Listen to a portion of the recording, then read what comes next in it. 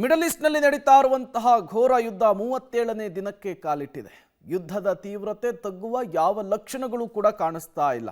ದಿನದಿಂದ ದಿನಕ್ಕೆ ಯುದ್ಧದ ತೀವ್ರತೆ ಜಾಸ್ತಿ ಆಗ್ತಾ ಇದೆ.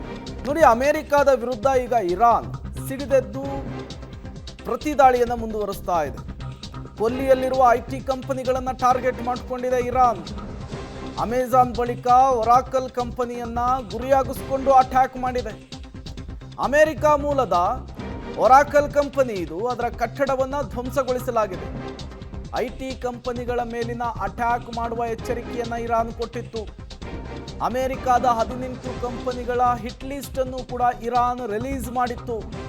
ಇದರ ಬೆನ್ನಲ್ಲೇ ಐಟಿ ಕಂಪನಿಗಳ ಮೇಲೆ ಅಟ್ಯಾಕ್ ಮಾಡುವುದಕ್ಕೆ ಇರಾನ್ ಮುಂದಾಗಿದೆ. ನೋಡಿ, ಅಮೆರಿಕದಿಂದ ಇರಾನ್ ಸುಮಾರು 13,000 ಕಿಲೋಮೀಟರ್ ದೂರದಲ್ಲಿದೆ.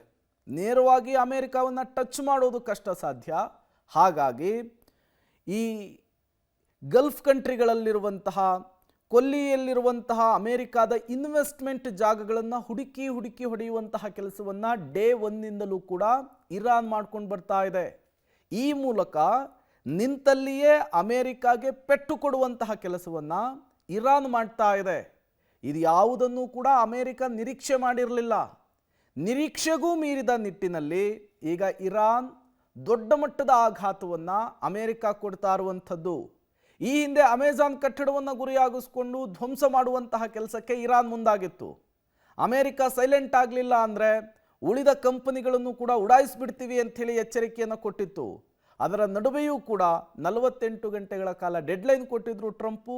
ಈಗ ಬೇರೆ ಬೇರೆ ಕಂಪನಿಗಳನ್ನು ಗುರಿಯಾಗಿಸ್ಕೊಂಡಿದೆ ಇರಾನ್ ಅನ್ನೋದು ಗೊತ್ತಾಗ್ತಾ ಇದೆ.